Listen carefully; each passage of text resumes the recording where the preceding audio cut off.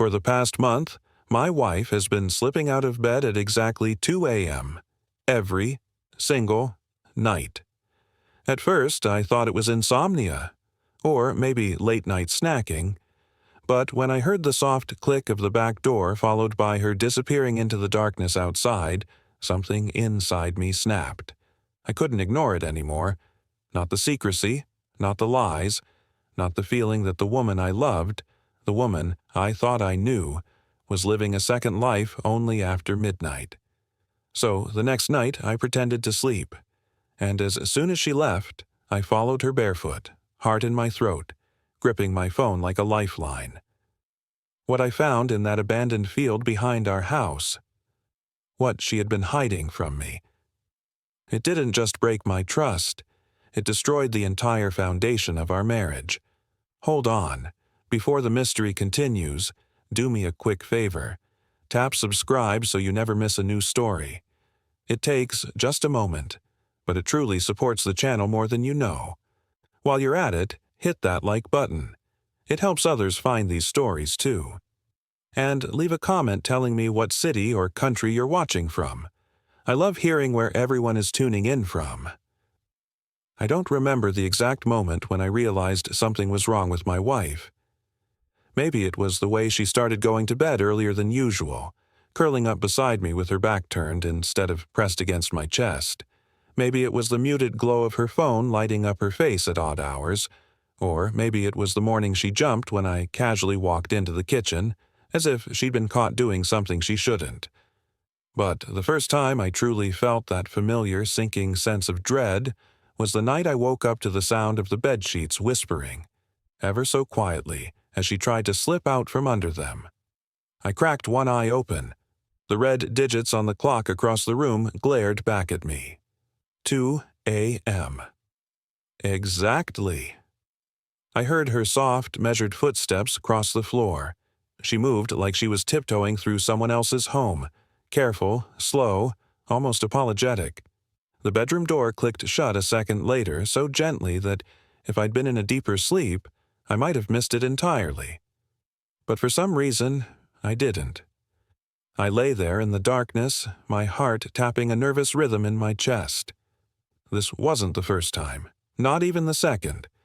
I'd woken up at 2 a.m., 3 nights in a row now, each time to the subtle sounds of her leaving, always quietly, always with the same deliberate grace, and always without saying a word. The first night I assumed she couldn't sleep and went to get water. The second, I thought maybe she wasn't feeling well. But by the third night, a pattern had carved itself into my brain. Cold, sharp, undeniable. Something was pulling my wife out of bed at exactly the same time every night, and she didn't want me to know why. The next morning, I tried to be casual. I made coffee. I asked normal questions. She smiled, small, tight, distant. When I asked how she slept, she simply said, "Fine. Why?" The lie slid off her tongue too effortlessly. That was when my chest tightened. I didn't push her. If there's one thing I've learned in marriage, it's that people tell you what they want to tell you. But that didn't stop me from noticing the things she didn't say, like why she avoided eye contact for the rest of the morning, or why she nearly jumped when I reached for her hand at the kitchen counter, or why she left her phone face down every time she walked away from it. I tried to let it go. I tried to trust her, but trust is a strange thing. It's not a switch you flip. It's something that lives quietly inside you, warm and steady, until one day you realize it's been flickering for a while.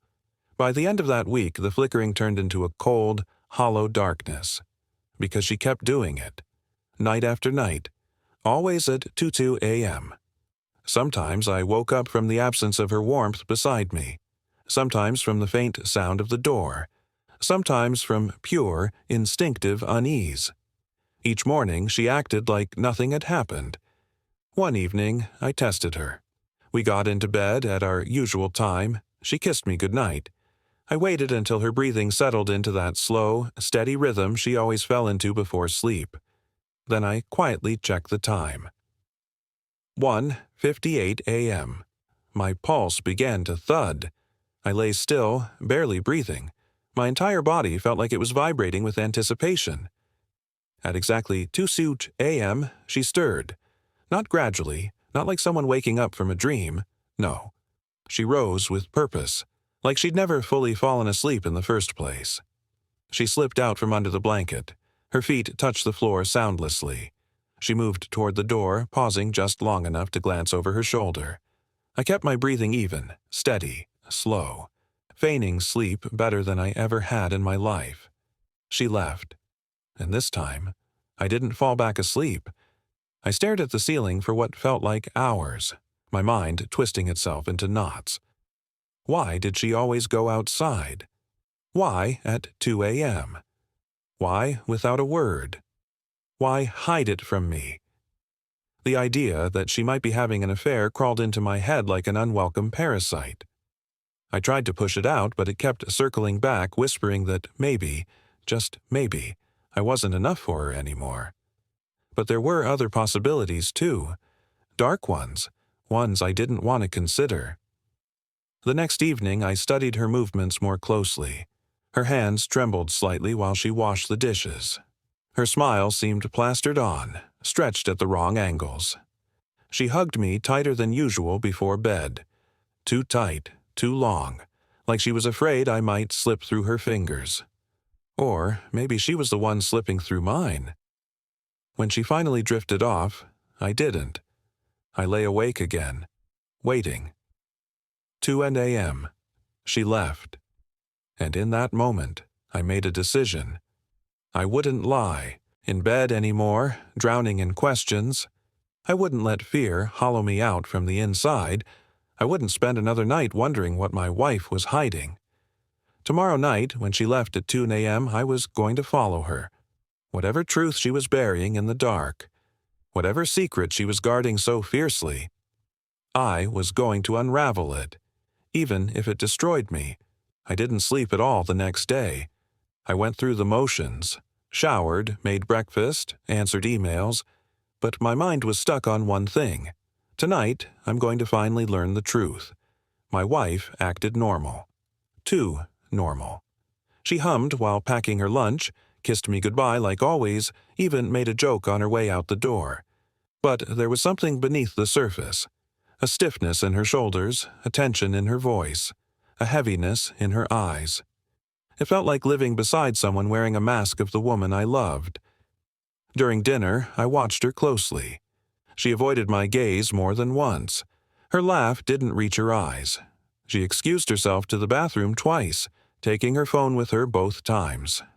Every little detail tightened the knot inside me. By the time we got into bed that night, my heart was a caged animal pacing behind my ribs. She lay beside me, her breaths slow and soft.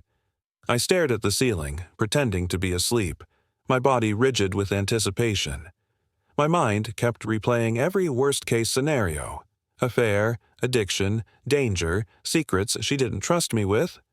I didn't know which possibility hurt more. 1:59 a.m. My entire body tensed. 2 a.m. Like clockwork, she stirred. She slid out from beneath the blanket as quietly as a whisper. Moonlight touched her face for just a moment. Calm, focused, almost ritualistic. She slipped on her jacket, the one she never wore during the day anymore, pulled on socks, tied her hair back, and then she exited the room, silent as a ghost. This time, I counted 30 seconds, long enough to avoid being caught, short enough not to lose her trail. Then I slowly eased myself out of bed. My feet hit the cold floor, sending a shiver up my spine. I crept to the hallway, careful to avoid the one creaky board near the door. Downstairs, I saw the faintest movement, the back door closing softly. I waited until the latch clicked, then followed. The moment I stepped outside, the night air slapped me awake. Cool, damp, tinged with the scent of dirt and dew. The moon hung low, faintly illuminating the yard. Ahead of me, I saw her silhouette moving beyond the fence. My pulse spiked. She wasn't heading toward the shed or driveway. She was walking toward the far back of the property, the stretch of land we never used. just rough grass and a narrow path leading into an overgrown field. I'd always thought of it as nothing more than wasted space, but apparently my wife had found a use for it. I followed from several yards behind, stepping carefully, every sound amplified by the silence around me. The high grass brushed against my bare ankles. Branches snapped softly under her weight but remained silent under mine. She didn't look back once. After a minute or so, she reached the edge of the field. There, in the distance, barely visible through the shadows, I saw a faint glow. A lantern? A phone? A flashlight? My breath caught in my throat. Why would she need light out here? My mind sprinted through possibilities, none of them comforting. I crouched low, creeping closer until I could hear her footsteps stop. Then a voice, hers, quiet, strained, trembling with emotion I had never heard before. "I'm here." A second voice answered, a man's voice, deep, quiet, unfamiliar. My stomach plummeted. For a moment I couldn't breathe. I couldn't think. All I could feel was the crushing pressure of betrayal squeezing around my chest. I edged closer, my hands shaking. They weren't standing close enough to touch, but close enough to be intimate. Close enough that they clearly knew each other. But I couldn't make out his face. He kept his hood up, body turned away from the direction of my hiding place. "What happened?" he asked softly. She exhaled shakily. I don't know. I didn't sleep well. I keep thinking someone's going to find out." "Find out? What?" My heart thundered. "It's okay," the man said. "No one will. Not yet. Not yet." The two most chilling words I'd ever heard. My wife reached into her jacket and pulled out something small. I couldn't see what it was from this distance, but she held it like it was precious. Or dangerous. She extended her hand. The man stepped forward. And that's when my foot found a twig. Crack. The sound shattered the night. My wife jerked around instantly. The man's posture snapped alert. My blood froze. I ducked. Too late. I knew it. I felt their eyes searching the darkness, hunting for the source. A beat of silence. Then her voice, trembling, hopeful, afraid. "Hello? Is someone there?" I didn't move. My breath was shallow and silent. No one spoke. The night stilled. For a moment I thought I might get away with it. Then my knee bumped a stone. It scraped loudly. Her voice broke into the night again, louder now. "Who's out there?" The man stepped closer to her as if preparing to protect her or run with her. I couldn't stay hidden. Not now. Not with that man beside her. Not with whatever secret they were sharing. Not with my heart ready to explode from my chest. Slowly, shakily, I rose from my hiding place. The moonlight revealed me inch by inch. Her eyes widened the moment she recognized me. Shock crashed across her face. Shock, guilt, fear. And the man took 2 rapid steps back. What are you doing here?" she whispered, horrified. I swallowed hard, my throat dry. "I should be asking you that."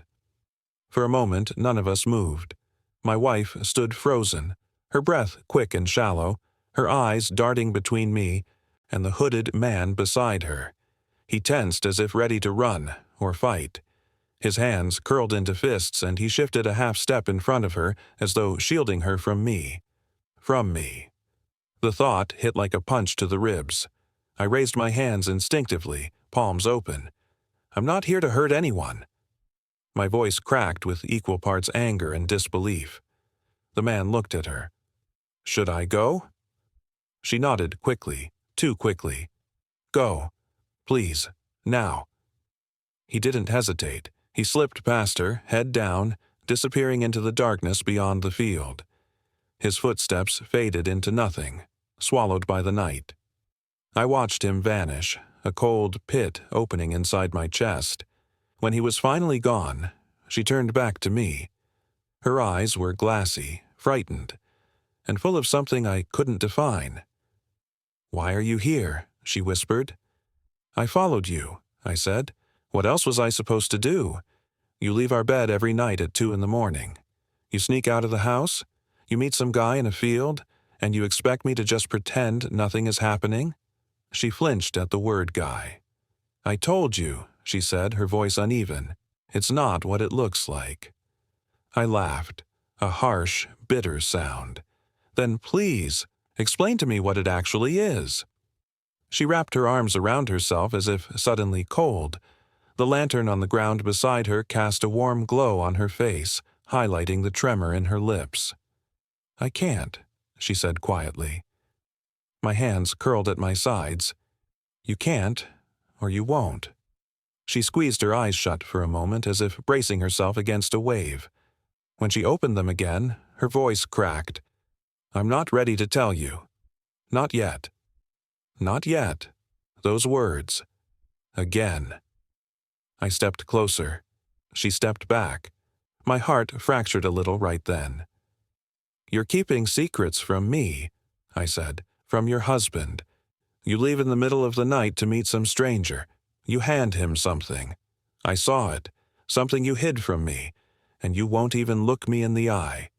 Her throat bobbed as she swallowed hard. "I know how this looks, but you have to trust me." "Trust you?" My voice rose despite my best efforts. "Trust you when you're lying to me every night?" Her face crumpled. "I'm not lying. I'm just not ready." I could feel anger burning beneath my skin. Not shouting anger, not explosive anger. Worse, the quiet kind, the kind that sits low and heavy, fueled by hurt. "What were you giving him?" I asked. She closed her eyes. "I can't tell you." "Who is he?" Silence. "Are you in danger?" More silence. "Are we in danger?" Her breath hitched and her hands trembled violently. "No, it's nothing like that." "Then is it an affair?" The words tasted like poison. I hated them, hated myself for saying them. But I needed the truth, any truth. Her eyes flew wide. "No. God, no. It's nothing romantic. It's not that." "Then what?" I said, stepping closer. "Because you're leaving our home at 2 a.m. to meet a guy in secret. Tell me what part of that is innocent." Her breath came fast and shallow, her voice barely more than a whisper. "I'm doing the best I can. I really am. But I can't involve you yet." My jaw tightened. "You don't get to make that decision alone." She looked away, blinking rapidly as tears filled her eyes. The sight made something twist violently inside me. "I didn't want you to know like this," she whispered. "I didn't want you to see me here. I thought I could handle it until it was the right time." The right time for what? Silence again. Always silence. I stepped away from her, running both hands through my hair, pacing in the cold grass because the alternative was screaming. She watched me with a broken expression. Finally, I stopped. "Just answer one thing," I said, my voice low and tired. "Are you going to keep sneaking out tomorrow night, and the night after that, and the night after that?" She hesitated, and that hesitation crushed me. "Yes." The word shattered something inside me.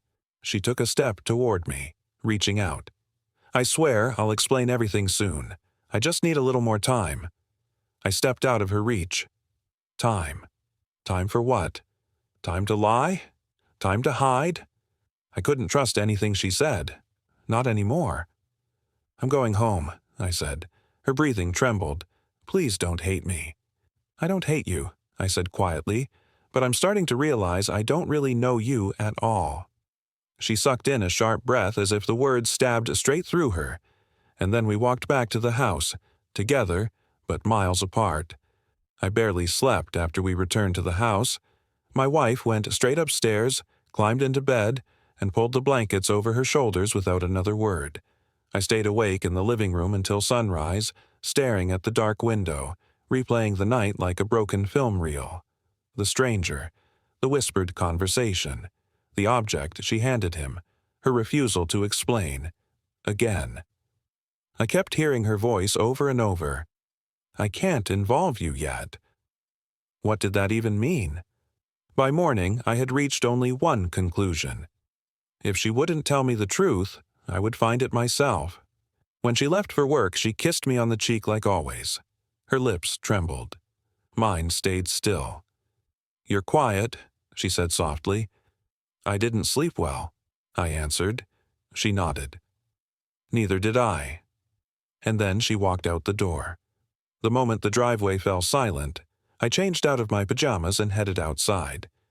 The grass was still damp with dew, and the morning sun had barely warmed anything. Everything felt cold. My hands, my breath, my marriage. I followed the same path she had taken the night before. Walking it in daylight felt wrong, like trespassing on something forbidden. The tall grass brushed against my legs as I crossed the property line. In the distance, the faint depression in the field marked where she and the stranger had stood. The lantern was gone. The figures were gone. But their secret wasn't. I knelt down, searching the ground. At first, I saw nothing but dirt and flattened grass. Then something caught the light. A burnt matchstick. I picked it up. Why would she need to light anything out here? A few feet away, I found another, then a third. A small, charred circle of grass suggested something had been burned recently. A ritual, a signal, a warning. I didn't know, but every discovery tightened the rope around my chest. I kept searching, sweeping my hand across the dirt. That's when I felt something hard beneath the soil. I dug with my fingers until I uncovered a thin metal box, small, rusted, old. The lid was loose enough to lift easily. Inside were items that instantly chilled my blood. A few torn pieces of fabric, a small necklace shaped like a crescent moon, folded papers with hurried, scribbled writing, and an old photograph of a girl I didn't recognize. A girl who looked terrified. My stomach dropped. I sat heavily on the ground, my pulse hammering in my ears. Why was my wife hiding something like this out here? Why bury a box with a stranger's photograph? Why meet a man in the middle of the night to hand him something? Whatever this was, it wasn't just stress or insomnia or some harmless secret. This was bigger, darker, heavier, and she didn't trust me enough to share it. The rest of the day was a blur. I brought the box inside and hid it in my closet.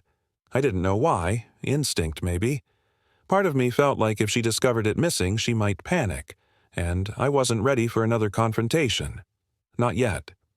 Every time my phone buzzed, my heart leapt, expecting it to be her, or him, but each message was mundane. A work reminder, spam, a weather alert. My thoughts spiraled so fast I could barely breathe. What if she was involved in something illegal? What if the stranger was using her? What if she was blackmailed? What if she was blackmailing someone else? Every theory felt worse than the last. At noon, she texted me, "I love you." Just that. No heart emoji, no explanation, no apology. It felt like an apology in disguise, like a bandage over a wound she didn't want me to see. I didn't respond. I couldn't. When she came home, she tried to act normal. She set her bag down, greeted me with a soft smile, and asked how my day was. But her eyes were red, and her makeup couldn't hide the fact that she'd been crying. I stood by the counter, arms crossed. "Rough day?" I asked. She nodded. "I'm just tired." Tired. Always tired. "Are you going out tonight?" I asked, voice deliberately casual. She froze for a moment. Just a moment. Then she forced a smile. "No, not tonight." A lie. I could hear it in her voice. "Good," I lied back. We ate dinner in silence. We watched TV without paying attention. We lay in bed with a gulf of unspoken truth between us. And the whole time, around 2 a.m., I waited for her to move.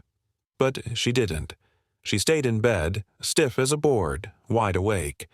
She knew I was watching. She knew I didn't trust her, and the truth was, I didn't trust myself either. The next morning, exhaustion hit me like a brick. My eyes were gritty, my head heavy, my heart sore. I needed answers. I couldn't wait anymore. When she went into the bathroom to get ready for work, I grabbed the metal box from the closet and set it on the kitchen table. Her footsteps echoed down the hall. The bathroom door opened. She walked into the kitchen and stopped dead. Her breath hitched. Her hand flew to her mouth. The color drained from her face faster than I'd ever seen. "I found it," I said quietly. Her lips trembled. You weren't supposed to." My voice cracked. "What is all this? Why were you hiding it? Why were you meeting that man? What the hell is happening?" Tears filled her eyes instantly. Raw, terrified tears. "I swear I was going to tell you," she whispered, "but you weren't supposed to find out this way." "Find out what?" I demanded. "What are you hiding from me?" She shook her head, sobbing. "I can't. Not yet. Please. Not yet." Those damn words again. I slammed my fist on the table hard enough that the box rattled. "Then I'll follow you again," I snapped, "as many times as it takes." Her eyes widened, fearful, pleading. "No. Please, you don't understand. If you follow me again, everything will get worse." I stared at her, breath shaking. "Then tell me the truth." She lowered her head. "I can't. Tomorrow night will be the last time. After that, I promise, you'll know everything." My world was already unraveling. But tomorrow night it would collapse. Tomorrow night. Those two words clung to me like a sickness. All day I counted the hours, every minute feeling heavier than the one before it. My wife moved through the house like a ghost, flinching whenever I looked at her, crying whenever she thought I wasn't watching. Sometimes she opened her mouth like she was about to confess everything, then stopped herself, swallowed the truth, and walked away. By evening, the silence between us felt thick enough to choke on. We barely spoke during dinner. She barely ate. I barely breathed. When we went upstairs, she sat on the edge of the bed and whispered, "After tonight, everything will change." She didn't say if that change was good or bad. She didn't have to. I already felt the weight of it. We got into bed. She lay facing the wall. I lay staring at the ceiling. I didn't pretend to sleep. She didn't pretend to rest. We both waited for 2 a.m. to arrive. At 1:59 a.m., she finally moved. She pushed the blanket aside and sat up slowly, as if bracing herself for something painful. Her hands trembled as she slipped on her jacket. For a moment, she looked at me. Really looked at me.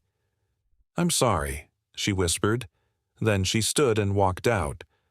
I waited 5 seconds. Then I followed her, down the stairs, out the back door, into the cold, breathless night. She didn't know I was behind her. Not yet. Her pace was slower tonight, each step heavy with dread. Something in me softened for half a second. Then the memory of the stranger's voice hardened me again. She crossed the yard, slipping through the gate, heading toward the same field. A faint light flickered ahead. The lantern again. Someone was already waiting. My pulse thundered in my ears as I crept closer, hidden behind tall grass. The stranger stood with his back to me. He wasn't wearing a hood tonight. Yeah, I still didn't recognize him. Mid-30s, unshaven, tired eyes. "Is she coming?" he asked softly. "She's here," my wife whispered. But she wasn't talking about herself. She tilted her head slightly. At first I thought her gaze had found me, but then someone else stepped out of the shadows. A girl. Thin, nervous, barely more than a teenager. She clutched a small backpack and looked like she might bolt any second. My wife approached her slowly, gently, the same way you'd approach something wounded. "You came," she said softly. The girl nodded, eyes shining with fear. The man stepped forward. "Did you bring it?" The girl unzipped her backpack and pulled out a folded set of papers. Her hands trembled. Before he could take them, my wife spoke sharply. "Wait!" Her voice held an authority I'd never heard before. The man stopped immediately, jaw tightening. My wife inhaled shakily. "I can't keep doing this behind his back. I can't lie anymore. He deserves to know. My blood froze. The girl looked panicked. No, no, you promised. You said you wouldn't tell him yet. I know, my wife whispered, but he followed me last night. He found the box. He knows something is wrong. I've lost his trust already. I can't lose the rest. I can't talk to him, the girl said, stepping back. He doesn't want me. He doesn't even know me. My heart twisted so violently I nearly stumbled out of hiding. Who was she talking about? The man's voice lowered. You don't have to tell him everything right away. We can still wait. No, my wife said. Tonight is the night. She took a deep breath. He's here. The girl's head whipped around in terror. The man scanned the darkness.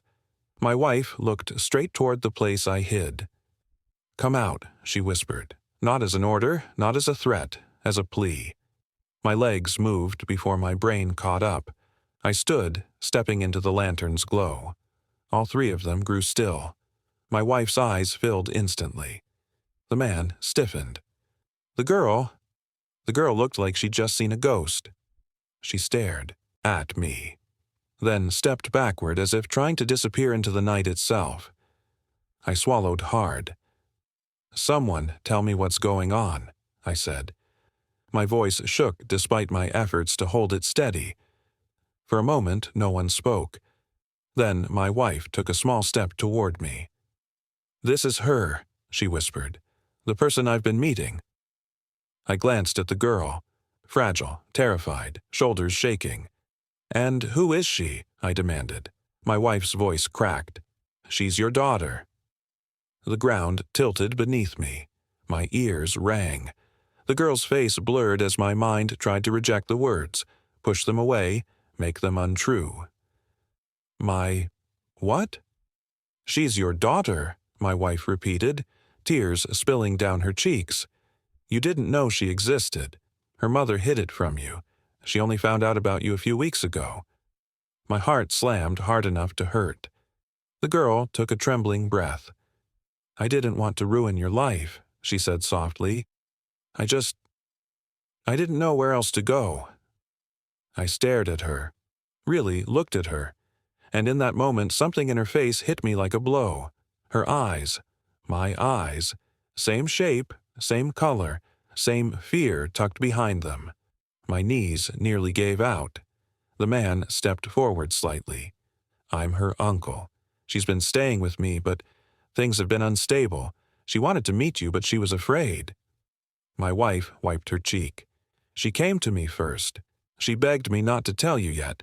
She wasn't ready. I was trying to help her until she felt safe. I held up a shaking hand. Why were you meeting at 2 a.m.? Why all the secrecy? The girl's voice trembled. I didn't want anyone to know.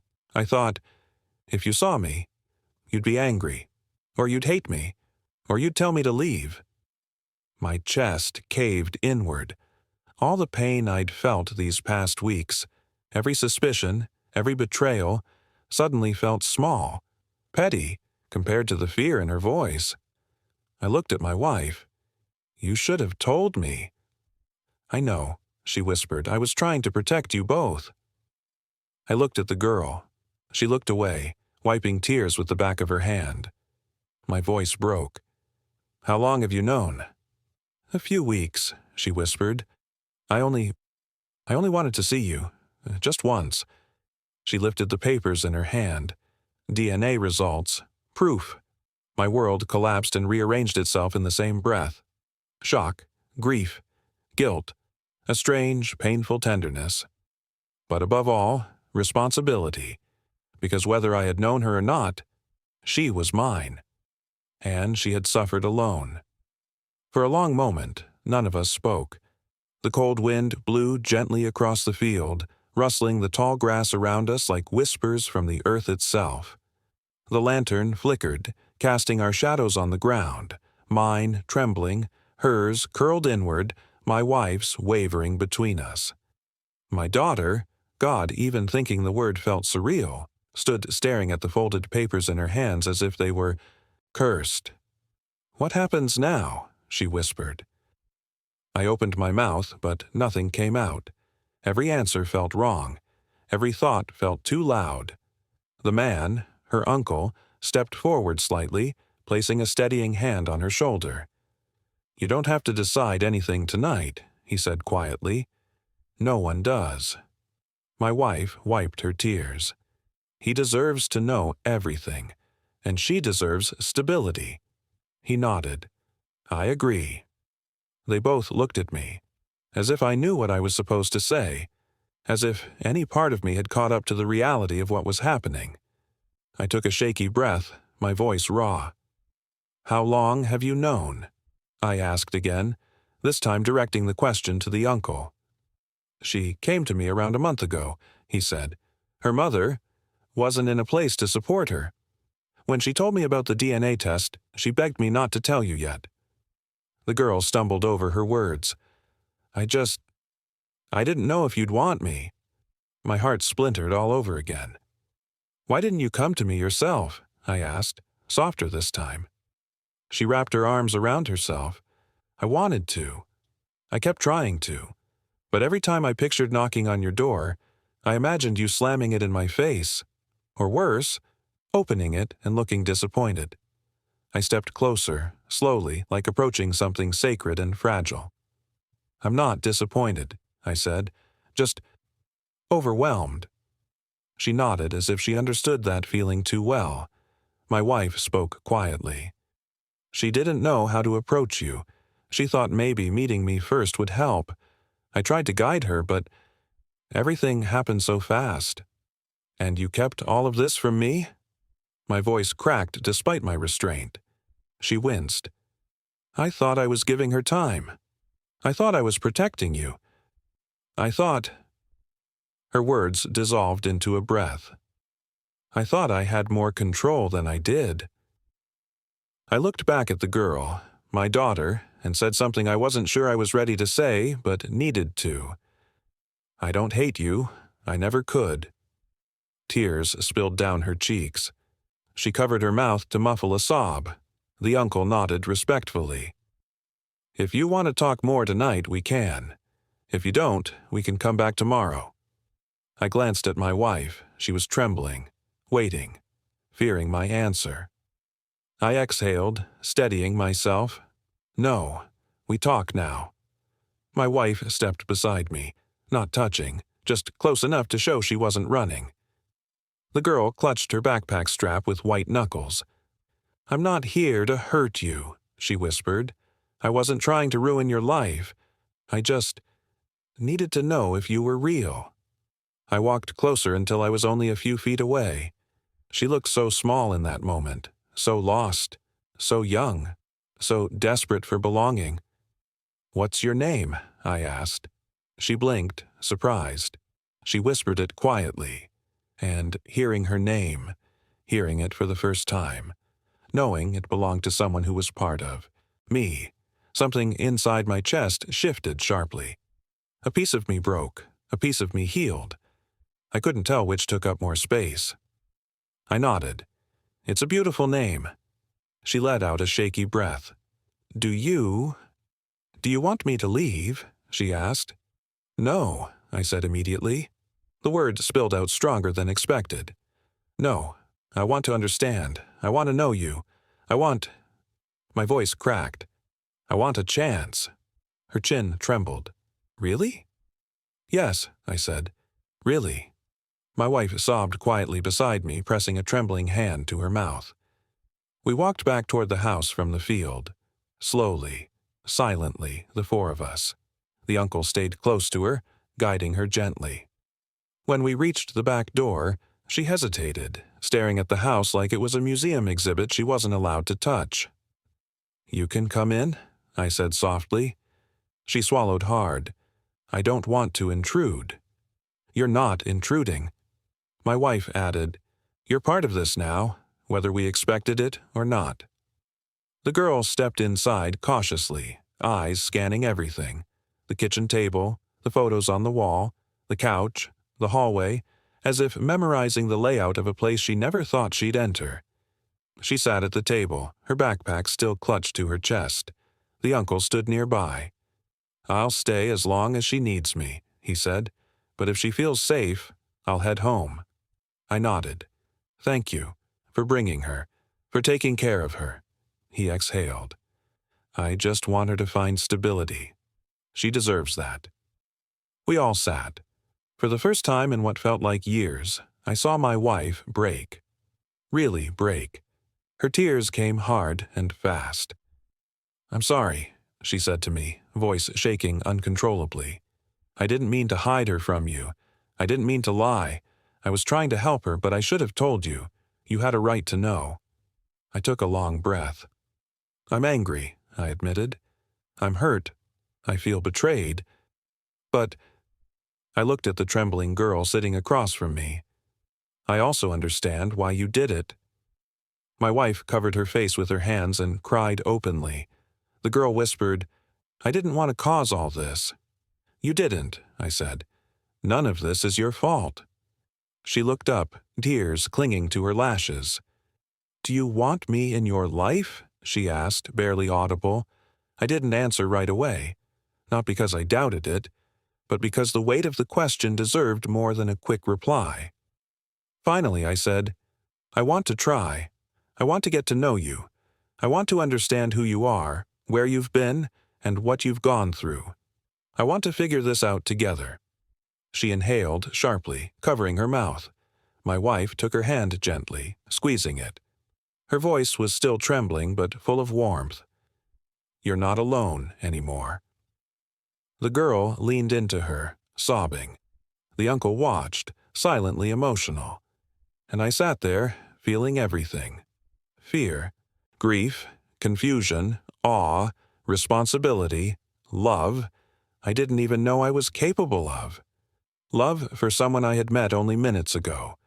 But who was mine? The uncle left after a while. We offered her the guest room for the night. She hesitated but accepted. When she finally went to bed, exhausted and fragile, I stood in the hallway staring at her closed door. My wife slipped her arms around my waist from behind. "She needs you," she whispered. "She's been searching for you for so long." I nodded slowly. "She also needs honesty," I said. "And so do I." She lowered her head. "I know." "We'll talk," I said. "All of us. But later, when my head stops spinning." She nodded into my back, her grip tightening. "I love you," she whispered, voice breaking. I closed my eyes. "I love you too, but we have work to do. A lot of it." She nodded again. We stood there in silence for a long time, in the quiet hallway, outside my daughter's door, a family I never knew I had, a life I never saw coming, a truth that had destroyed the world I knew, so a new one could begin. If you enjoyed this story and want more just like it, make sure to hit that like button. It really helps the channel grow. Don't forget to subscribe and turn on the notification bell so you never miss a new story. And before you go, drop a comment below. What would you have done in his situation? I read every comment, and your thoughts help inspire future stories. Thanks for watching, and I'll see you in the next one.